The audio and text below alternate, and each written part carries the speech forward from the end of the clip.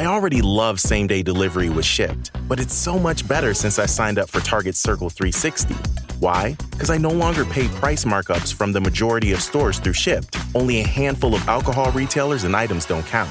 That means no markups on groceries, pet food, even home goods and makeup. So to recap, I have more time to catch up on life while someone shops for me, and I spend less. It's a win-win. Order now at shipt.com/360. Terms apply. Running a business comes with a lot of what-ifs. But luckily, there's a simple answer to them. Shopify. It's the commerce platform behind millions of businesses, including Thrive Cosmetics and Momofuku, and it'll help you with everything you need. From website design and marketing to boosting sales and expanding operations, Shopify can get the job done and make your dream a reality. Turn those what-ifs into... Sign up for your $1 per month trial at shopify.com/special offer.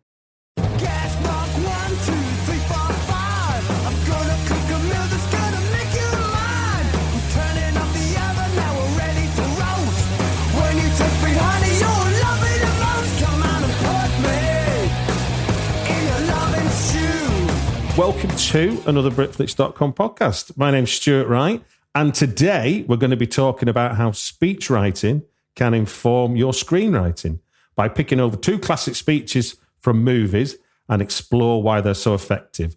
My guest and expert to help me through this analysis is a TEDx speaker, a visiting lecturer at Cambridge University, and an executive fellow at Henley Business School. He's also the author of Speechwriting, the Expert Guide, the definitive text on business and political speechwriting, and Axiom Award-winning Winning Minds, Secrets of Language Leadership. Welcome to the show, Bespoke Speechwriting founder, Simon Lancaster. Well, it's great to be on the show with you, Stuart. We've been talking about doing this for a few years now, haven't we? Because we go back a little bit, you and I, don't we? We do. We are London Metropolitan University alumni of the mass communication type. Whereas you went there with a clear vision as to why you were there and what it was a platform for. It became, for me, a complete pivot in life. The experience of doing doing the masters that we did, mass communication, gave me some inspiration, confidence, or whatever to do something completely different. It was great, wasn't it? Because I think you and I were the oldest dudes in the room. Yeah. We were like the two grumpy old men in the Muppets, weren't we? Like sitting up in the box. But the thing that was so fantastic about it was that everyone else on that course, well, most of the other people on it were quite young. They were like in their early 20s. And you and I were both professionals. We were both pretty established at what we were doing. Yeah. And, I think you get that energy, when everyone else in the room was pretty impressed with what we were doing. And it was like all of a sudden, but you got some of their energy. And I found that so revitalizing and rejuvenating as well. It was really good doing that. But you and I, we always used to have good conversations. The lecturers never used to say a word, did they? They'd like say a couple of sentences, then you and I would start chatting and bantering. And that was the next 2 hours gone, really, wasn't it? Well, that's cultural Marxism for you, isn't it? Absolutely. I never thought we'd have so much fun. You're also going to be sharing 3 films that have impacted everything in adult life. You've given me the 3 titles, and we'll get to them after we've done the first bit. So, if I can start with, we're going to use 2 examples for you to illustrate and explore what screenwriters could maybe learn from speechwriting, or why even a speech within a movie is effective from your point of view as a professional speechwriter.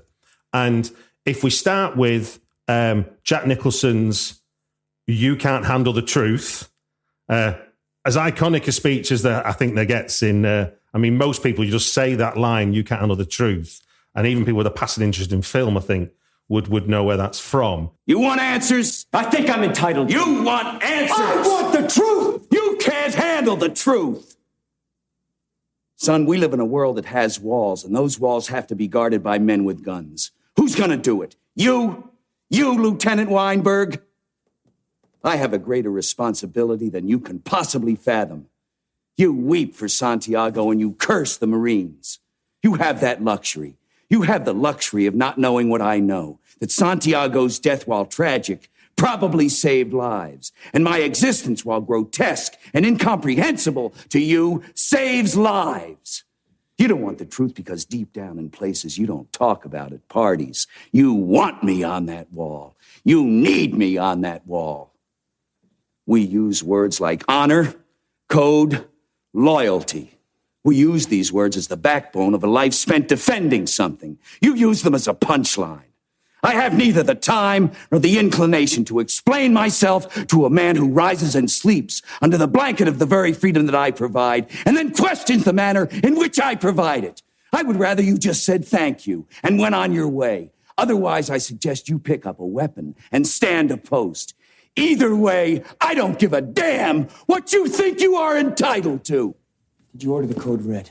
I did the job. Did you order the code red? You're goddamn right I did. What for you makes that so powerful and impactful as a speech from a single character? I mean, for a start, it's genius because it's Jack Nicholson. I mean, God, his acting here is absolutely through the roof. But in terms of rhetoric, for me, it's all about the ethos, this speech. And so if I could just take you back to kind of core principles from ancient Greece on what you need in a good speech. And this is Aristotle's thing that he said a good speech needed three things. You need ethos, which is the credibility of the speaker, why you need to listen to them.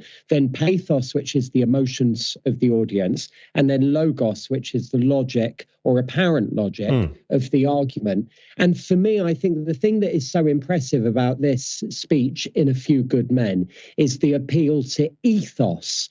That this is what Jack Nicholson is doing, what his character is doing, is trying to assert his ethos over Tom Cruise, who's playing this young, wisecracking, ambitious lawyer.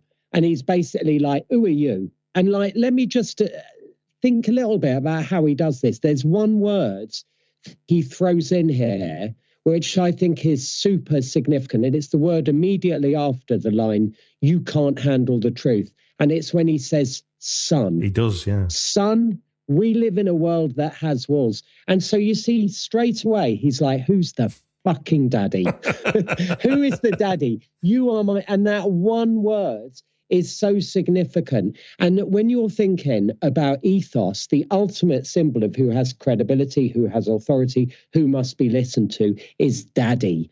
The only reason that Orwell called Big Brother brother was because he didn't want the father thing to be too overt in there. But, our Father who art in heaven.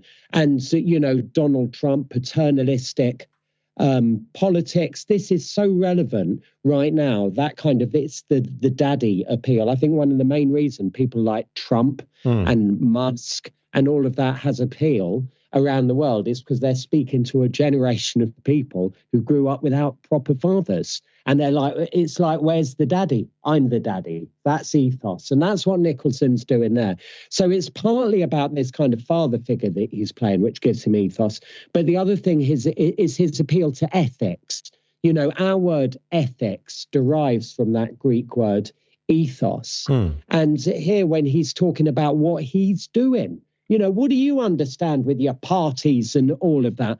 I'm here keeping us safe. You sleep under my blanket. And so when he's talking about responsibility, and he has those three words in there, honor, code, loyalty, all of that. Well, this is what ethics is all about. So, sorry, that was quite a long answer, but one word, ethos. That's what I find so impressive in here, that you have him like, who are you? And this is why you've got to listen to me. And this, and what we see in the film, and obviously what makes it dramatic, is the pacing. There's one thing to write the words down, but then there's how the words are spoken, aren't they? Because they have no meaning until they're spoken. And obviously, I could read the same text, and nobody's going to pay a blind bit of notice. But the character that Jack Nicholson is playing is using performance to make the words have more impact, isn't he? And you've got two of the best actors in the world, acting this out between them. So I think you're right. And the way that the journey that Nicholson goes on through this short monologue is phenomenal, because he establishes his authority at the beginning by being completely calm and deadpan. And, you know, whereas Tom Cruise's character is losing it, he's got that vein in his forehead has come up, you know, Nicholson is straight away, we live in a world that has walls, and those walls have to be guarded by men with, and he's delivering it really, really calmly. It's like, you know, this is daddy speaking to the little stupid boy. You know, this is the way the world is. And of course, the twist comes at the very end when Nicholson loses it. And he's like, I forget the exact line, but you're damn right I did, you know. And at that stage, his face is popping and bursting, and he's got the vein coming out, just like Tom Cruise did. And it's like, yeah, we've hit the climax there. And I noticed there's kind of a pattern to the way he talks as well. There's almost like, it feels like, almost like, I mean, honor code loyalty is a 3. And then there's, we live in a world of walls. Those walls have to be guarded. Who's going to do it? You. So you've got 3 things that, you know, you've got 3 proposals there. And that gives it that propels it as well, doesn't it? That motion, that balance of the way words come out. Absolutely. And this is another famous ancient rhetorical device, the rule of 3. And this is not something that Aristotle ever used to talk about. It was more of a Roman thing, actually. Back in ancient Rome, they used to talk about the rule of 3. They called it tricolon. So if you think honor, code, loyalty, the way that's delivered, that's not dissimilar to veni, vidi, vici, is it? Which is, you know, the 3 words, the only 3 words that we know Julius Caesar actually said in speech. All the rest is kind of assumed. Or friends, Romans, countrymen. Those 3 breathless sentences, and God, don't they sound profound? But you can say anything in those 3 breathless sentences, and it sounds profound. Like I could say, you know, bacon, sausages, eggs, you know, puppies, kittens, guinea pigs. And it's so stylistically, this is something we used a lot when, as speechwriters, you know, and so for screenwriting aficionados who are listening to this podcast, it's a great little trick, the three breathless sentences like that. And what about metaphor then? How important is metaphor when you're using speech? What's its importance, do you think?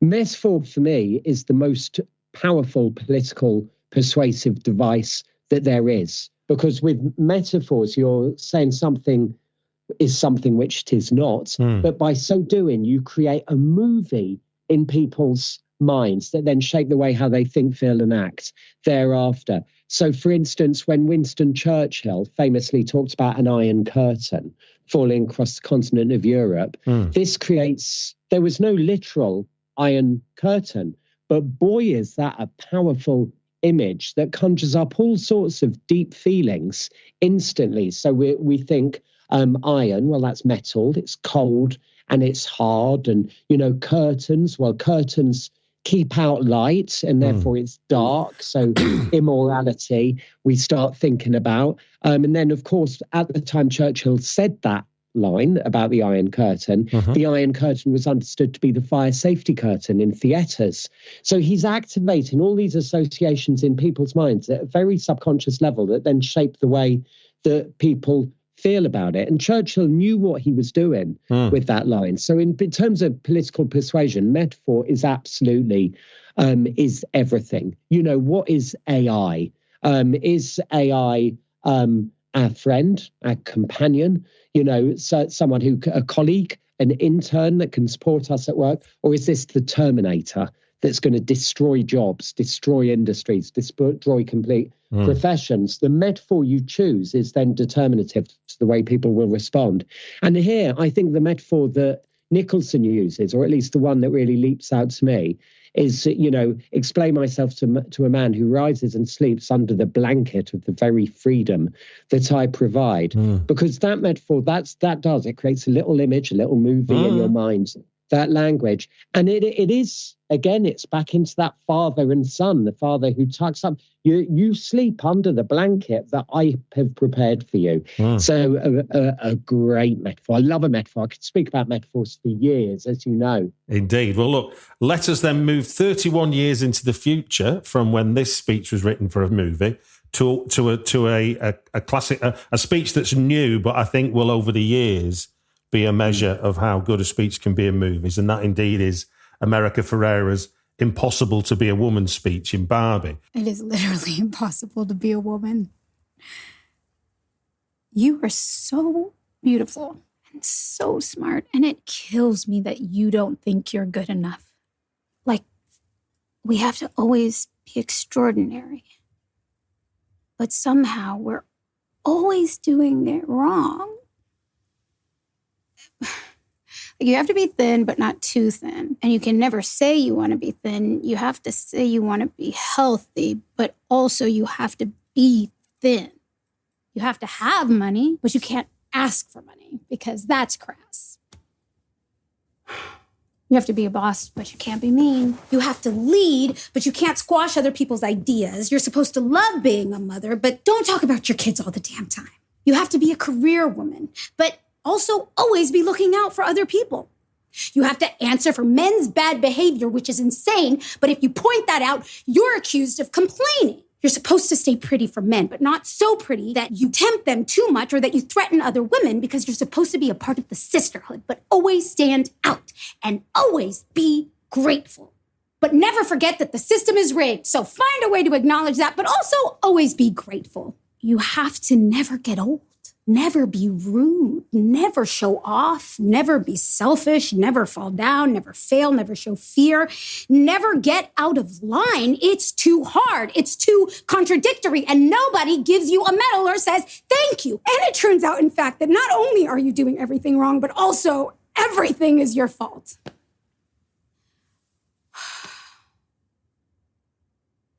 I'm just so tired of watching myself and every single other woman tie herself into knots so that people will like us.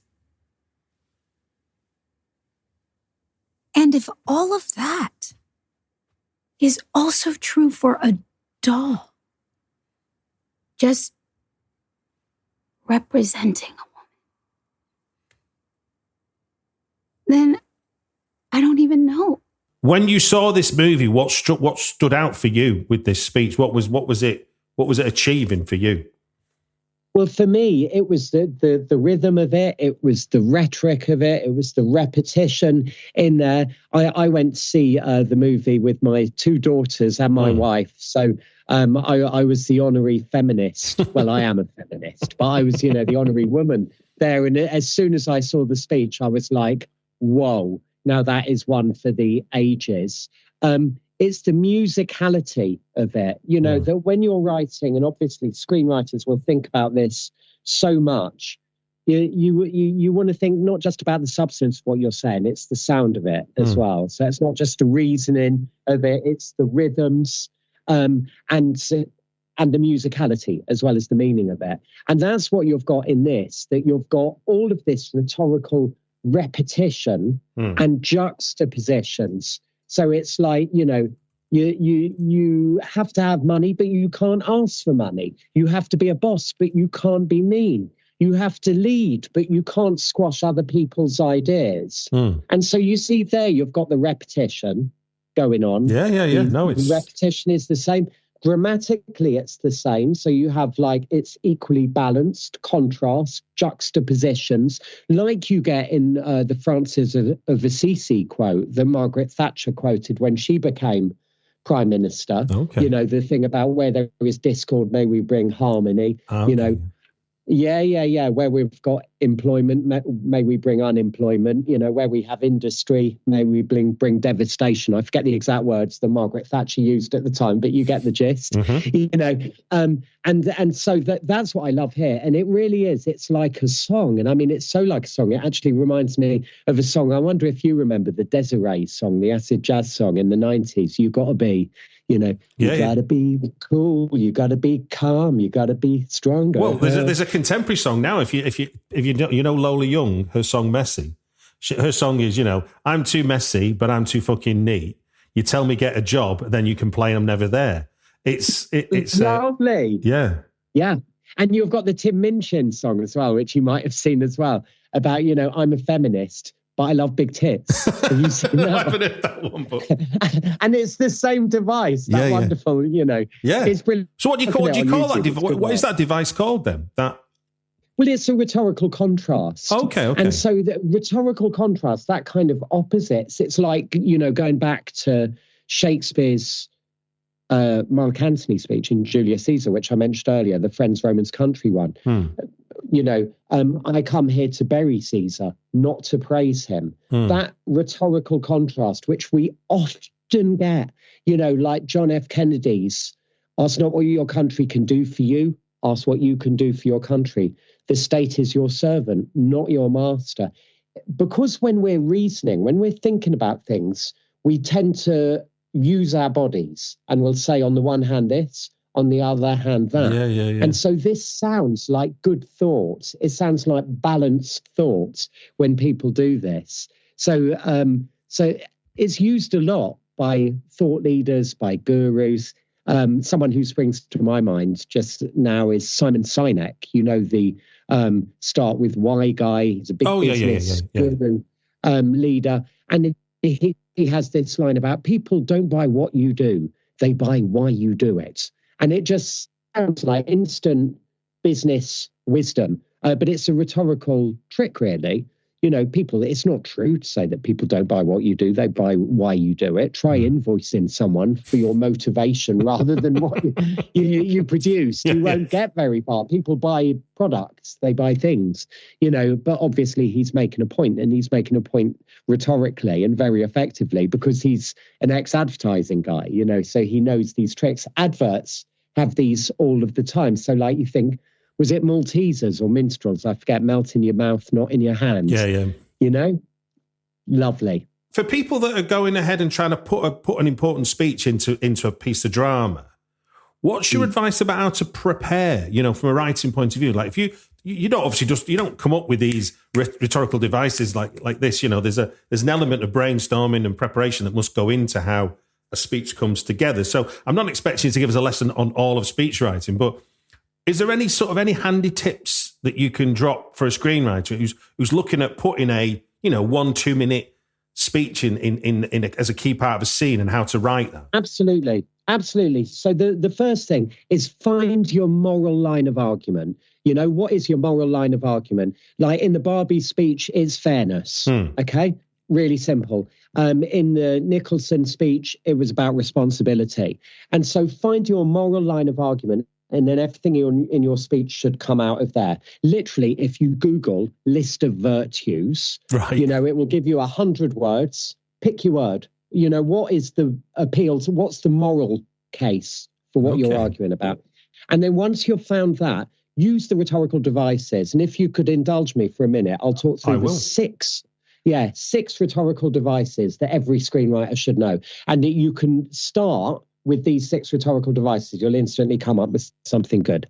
So, right, 1, start with those 3 breathless sentences, like I mentioned earlier. So, bacon, sausage, eggs. That's number 1. Sounds urgent, like you're hyperventilating. Device number 2, have 3 repetitive sentences, 3 sentences where you repeat the opening clause.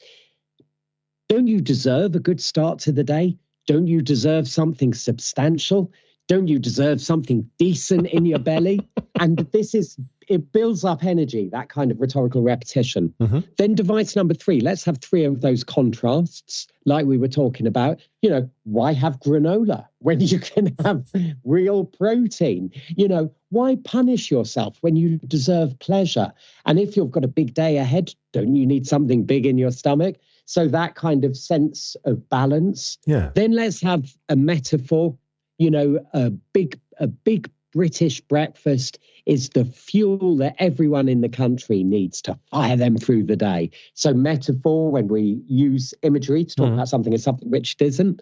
Then let's have some exaggeration. There's nothing like it. These people who are walking around having these snack bars for breakfast, what are they thinking? They're crazy. They're not going to make it to 10 o'clock. No chance whatsoever.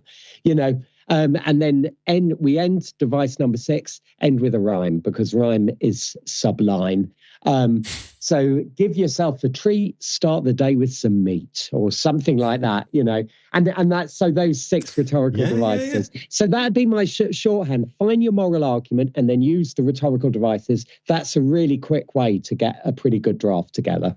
Fantastic. Thank you very much. That was really, really, I mean, I think you've got the same challenges that writers have that screenwriters have, in the sense of these devices exist, and obviously drama only revolves around, love, hate, revenge. There's only so many stories you can tell, but we still keep managing to use the basic tools of drama or the basic use of rhetoric to create something original. And I always find that fascinating about writing, that we can take something that's as old as Aristotle and then actually still make it refreshing to an audience in 2025. This is the thing. And it's very, very similar. So, like, for instance, once me and my client have found what the moral line of argument is for the speech. So it might be something like truth. Yeah. You can't handle the truth.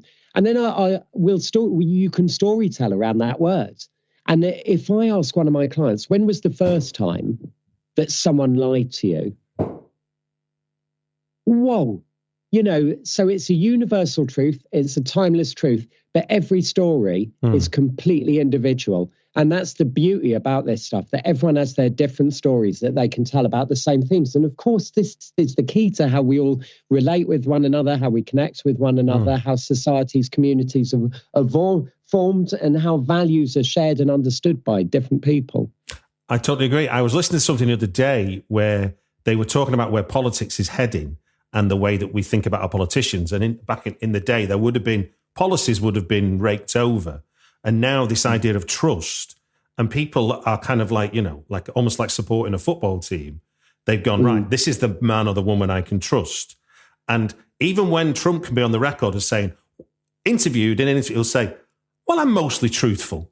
Like but yet you trust him because he's being honest. It's like the honesty of I'm mostly truthful, which is basically admitting you tell lies, is enough for people to go, I trust him because he's even admitting he's flawed. And you're like, whoa, this is amazing. But it speaks to who he is, doesn't it? And his audience buys it, I guess. But I think, again, it's, funnily enough, it's one of those timeless things that we've always thought our politicians are liars. Was there ever, we sometimes talk about today as being the post-truth age, but, when was the great age of truth? The Iraq War? Vietnam, the Depression. When was the grand era of truth? Haven't politicians just always been like this? But it just always feels worse at the particular point you're in. And no doubt, because of the position Trump's in now, to an extent, he's in a position where he can write history, and so so maybe he will be regarded more fondly by the history books than we do now. Remember, now everyone gets all nostalgic about, Tony Blair, and by 2005, he was not winning as many votes as, as Corbyn won in 2017, and people were very, very skeptical about him, but now we get all, if only nostalgia for a time that never existed is always in our hearts, isn't it? Yeah, absolutely. Yeah. That's my segue to 3 films that have impacted everything in our adult life. You've given me 3 titles, and I'm going to go at them at the order you gave them me. And every time we hear this sound, can you hear that at your end? Yeah, that'll be the signal to you that 5 minutes are up, and that we'll move on. You've got my dog barking. Perfect. Well, your dog will, if you don't listen to this, your dog will, and it'll tell you. Does that sound like what you've signed up for? Yeah. For your first choice, the infamous Matthew McConaughey chest beating and humming scenes was shot on the second week of filming. Originally, just a warm-up device for Matthew. DiCaprio was like, oh, I like this. And that's when what we see when he looks off camera uncomfortable was actually was him going to Scorsese. Is it all right if we go with this? And so they kept it in, and that became a scene. It wasn't written like that. And that apparently set a tone for the rest of the shoot. And then a lot of cocaine is consumed in this movie, and I learned a valuable lesson.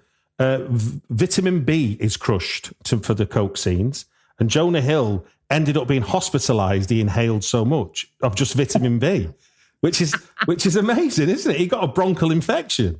Based on the true story of Jordan Belfort about the rise of wealthy stockbroker, I'm indeed talking about Wolf of Wall Street. So where does Wolf of Wall Street have an impact on you, Simon Lancaster? Well, I think the thing that I love, there's lots of things that I really love about this film. I mean, Scorsese, DiCaprio, absolutely at their best.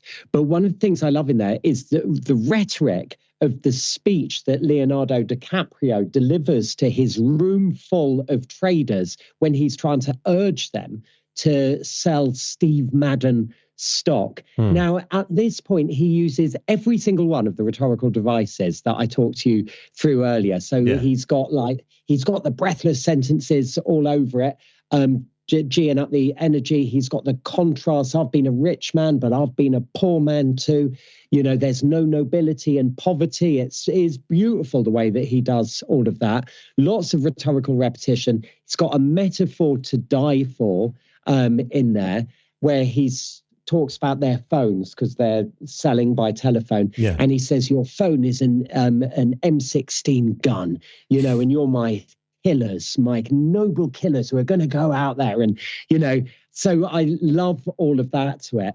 And apparently this is actually how the real Jordan Belfort used to speak as well. He is a very persuasive guy. He was trained in NLP, you know, so he learned neuro-linguistic programming from, I think, Richard Bandler himself, which is kind of like a form of hypnosis, basically. So, you know, that's what he was doing with this room full of traders here. And the effect was absolutely astonishing, both on people in real life and in the movie as well. So that's one of the things that I love about this movie. I love using that.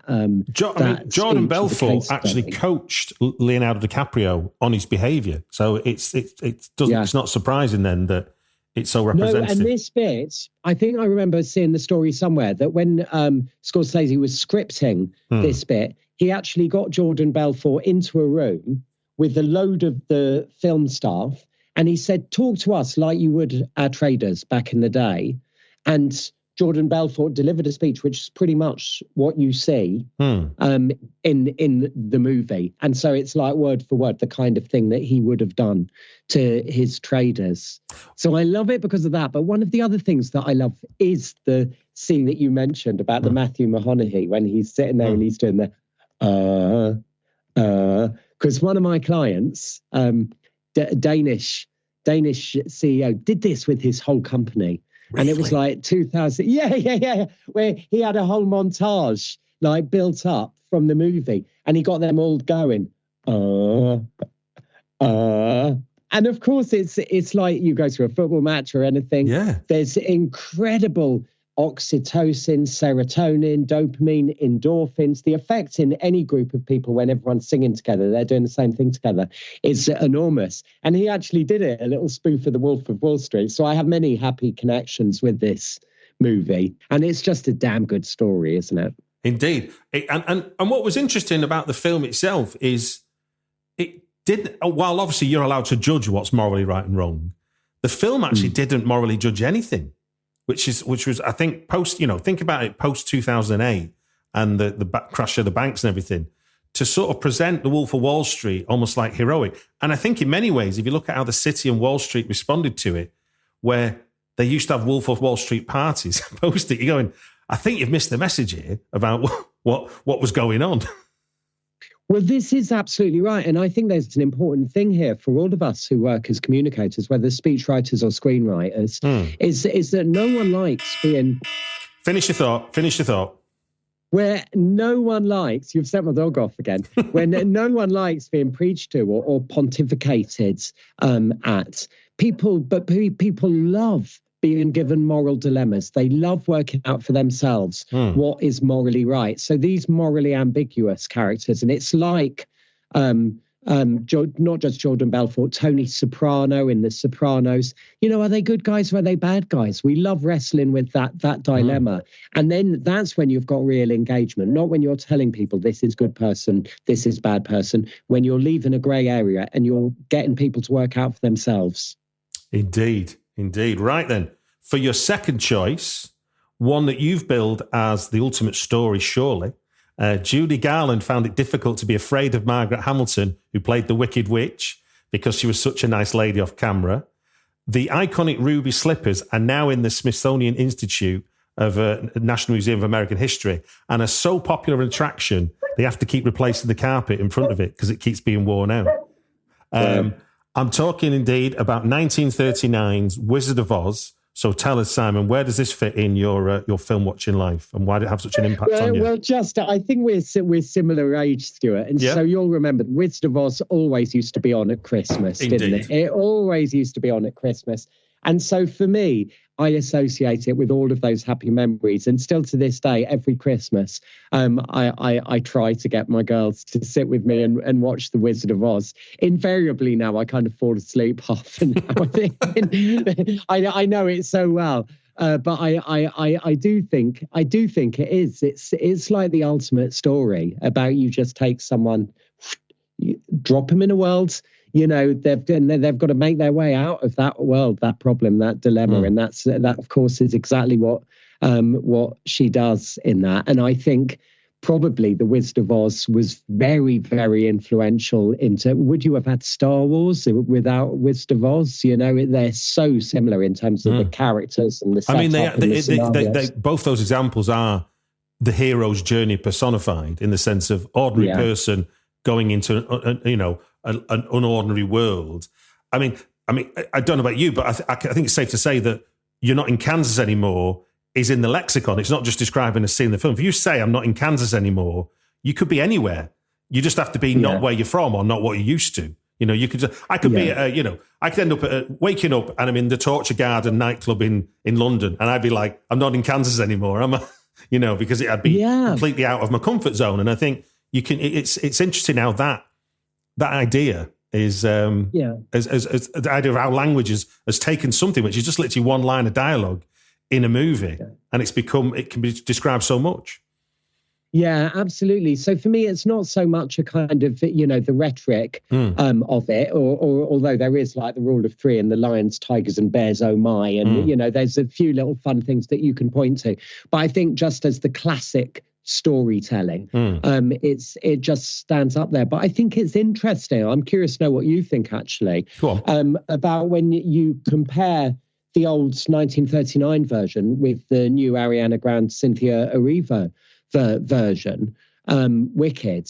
And I think there you do see, if you compare the 39 version, you have someone who's pure goodness personified, Dorothy Gale, and someone who is pure evil, the Wicked Witch of the West. So it relates back to our previous conversation about moral ambiguity versus moral clarity. Whereas now, the new version, of course, Glinda seems like a nasty, spoiled, precocious, like real nastiness. Is she, or is there goodness in there? Elphaba, again, she seems good, but of course we know that she's descending into badness. So the characters that were once so clearly drawn as black and white are now far more ambiguous, aren't they? Yeah, well, I'm interested you asked that question because I've just read Julia Shaw's book, Making Evil, which is how do we determine what evil is? And she starts the book with Hitler. He is the poster boy for what we consider evil. And then she goes on to break down that we don't really use the word evil properly because nobody is actually evil personified. And she breaks it all down and finally ends on Hitler in it. And I think that's what maybe the difference between the two films is that our understanding of the grey between good and evil is the reality and the complexity of life. Whereas, ironically, 1939, when that film comes out, it was on an axis of where we were going to redefine what we understood to be evil in what happened in terms of World War II. But in terms of storytelling, I think, it's only my opinion, but I think we were quite, we quite liked our good and evil to be clearly defined. And you mentioned before Sopranos, when the guys were trying to get off the ground, HBO were basically saying, nobody is going to want to see a guy who's a mob guy as the hero. Like the argument was always, make the policeman the hero and have the mob guy as the kind of antagonist to the protagonist. But whereas, there's our 5 minutes. But look, what Sopranos set in motion, that, then you see even more so with like Breaking Bad, is that human beings and human needs are not, you wouldn't say Walter White's evil. You can say what he's done is against the law and it's got evil in it, but he's not evil personified. And I think that maybe what's happened between the two big Wizard of Oz stories is, and obviously if you're going to take the witch as your central character, you kind of, and given the kind of cackly, she was the idea of a witch in the sense of going back to medieval times where, bloody hell, I mean, being an old woman living in a shack would make you evil to people passing by. And I think, thankfully, the world has progressed. Yeah, that's right. And I think this is somewhere where language and metaphor gives us the moral clarity that actually reality lacks. Yes. And so, for instance, like it's far easier to talk about Putin as Hitler because that gives you absolute moral clarity. Whereas if you actually say, well, hang on a sec, has he got a point? People are like, oh, God, we can't consider that. Just tell me he's a bogeyman and he's Hitler, and then I can understand. But suggesting there may be a Putin perspective that is worth hearing or considering, that's way too confusing for most people who just demands that. For Simon's third choice is another Martin Scorsese production. According to Henry Hill, whose life the film is based on, Joe Pesci's portrayal of Tommy DeSamoy was 90 to 99% accurate, with one notable section. The real Tommy was massive. Robert De Niro wanted to use real money for the scene where he hands money out. His character hands money out, and they did because he didn't like the way that fake money felt. Apparently, I mean, this is like the I guess the whys and wherefores of when you're on set. So one of the prop masters had to use his own money. And every time a scene was done with his own money, nobody was allowed to leave set until all the money was counted up and accounted for. We are indeed talking about the story of Henry Hill, adapted from the book Wise Guy by Nicholas Pileggi, Goodfellas from 1990. So tell us, what is it about Goodfellas that sticks in the memory for you? There's so much. I mean, me and my brother, we used to watch this when we were probably late teens, over curries and beers and, stuff like that. And so it's part of our everyday lexicon. I don't think that I ever see my brother without an allusion to one line or another from Goodfellas slipping in. I just love it. And I mean, it's so well written. I think Scorsese he does. I mean, it's his writing is just like absolutely the efficiency, brutality in the editing is just perfection. But I love, the Joe Pesci scene where he's like, you're trying to sound fucking funny.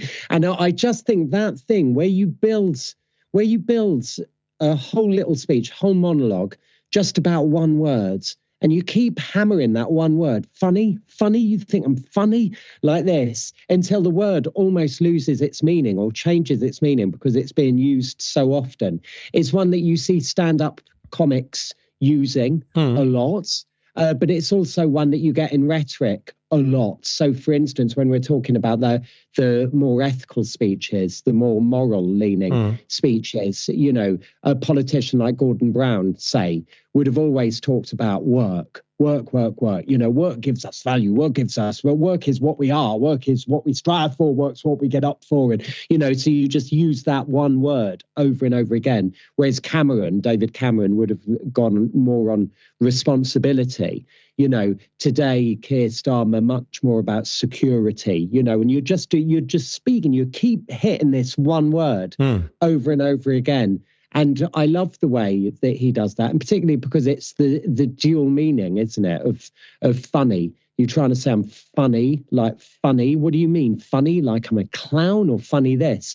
And that kind of wordplay, what does this word mean in this context, is just magical. In English in particular, where it's a wonderful language. And this Shakespeare used to do this all the time, didn't he? Where you just hear, you'd play on these words which have double meanings and create puns and entendres and all of this kind of thing. So do you want to know why that scene was so effective?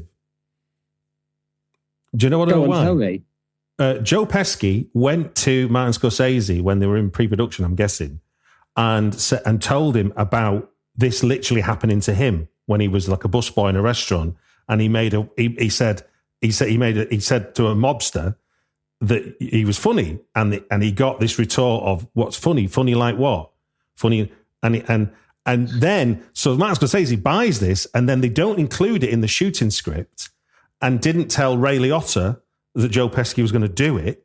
So the cast and Ray Liotta's reaction to that moment is in the moment, because they didn't know that this was all coming, what Joe Pesci was about to do. So it was very much a kind of, I guess, a collaboration between an actor and a director. The power of an anecdote, the fact he could tell the story of what happened to him and said, I could do it this way. But then also the reaction on set, because obviously you're filming, so you're capturing a reaction. So we didn't even have to tell the actors what to do, because it was about their reaction to, funny enough, a bit like the way that DiCaprio in Wolf of Wall Street isn't acting. He's looking to Martin Scorsese for like, what the hell's going on with this Matthew McConaughey character? And then joining in with it, and then that becoming the scene in the film. So it's a fine line between real life and acting, I suppose, in some senses. And that's what makes it feel so ultimately authentic, I guess, which as a speechwriter, is what you're always striving for, those little moments of authenticity. Go on, finish that. I can imagine though, Scorsese, like telling that story that you've just told about with Pesci beside him, and he's like, oh, so when he was just like a busboy, that someone did this to him, and you can imagine Pesci saying, I'm not a busboy anymore. No shining shoes anymore, Martin. No shining shoes. No, just get me a fucking drink. Shine my fucking shoes. Absolutely. I mean, it is. I mean, I think Goodfellas is a film that I think you can pick up if you switch your telly on and it's on. You can just dive in. It never feels like you're at the wrong point to join the movie. Yeah, and I mean, The Sopranos was child of Goodfellas in so many ways, wasn't it? Indeed. Well, look, sir, we have reached the end of 3 films that have impacted everything in your adult life. Thank you for sharing such great insights into where speechwriting can inform our screenwriting. That's very helpful, I think. And so sorry, my thoughts were like so. My favourite films were like so cliched. It's like the two Scorsese films, and then just to show I have a feminine side, throwing in The Wizard of Oz as well. You know what I mean? This isn't the BFI talking on the South Bank about how obscure we can be. Yesterday's interview, somebody's choices were 2 Ron Howard films, so don't feel that there's some sort of cooler than list. Good. In fact, it's rarely. I mean, most people's films that they love are films that exist in the mainstream. You can talk about. It's because there is. You said to me, we are of a similar generation. We saw a 1939 movie over and over because it was on TV. It was. For us, it was unavoidable. And I think that film is. I tell you, one of the big differences between that film and say the Wicked that's come out. If you go look at the runtime of the original, it's like 83 minutes.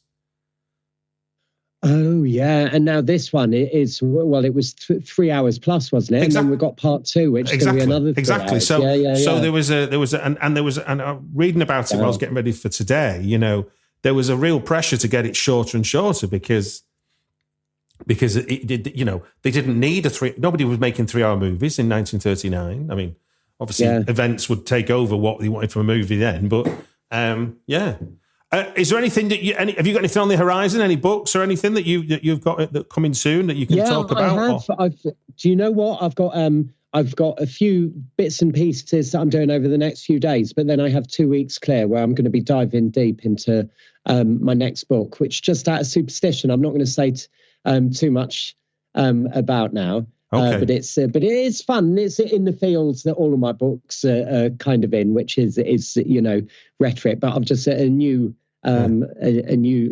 perspective, a new angle on it. So 2 weeks for pure unadulterated writing, and I'm looking forward to it very much. Good man. Well, that just gives me to say thank you very much for joining us on the Britflix podcast.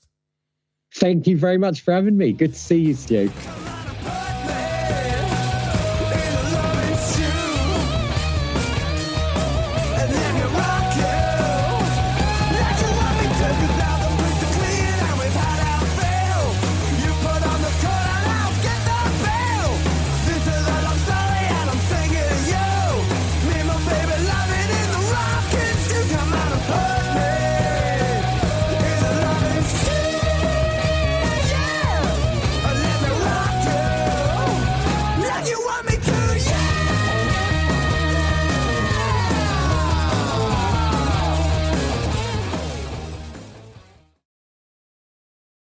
Hey there, Hugh from Moderation here. If you like today's show, why not check out Malt and Magic, a D&D podcast where things are almost literally homebrewed. Malt and Magic is a show that focuses on the immersive and collaborative natures of TTRPGs, working with a cast of amazing characters to create an epic hub where fantasy, mystery, sci-fi, horror, and cyberpunk all collide in one gripping, funny adventure. If you'd like to hear more, check out our website at poderation.com.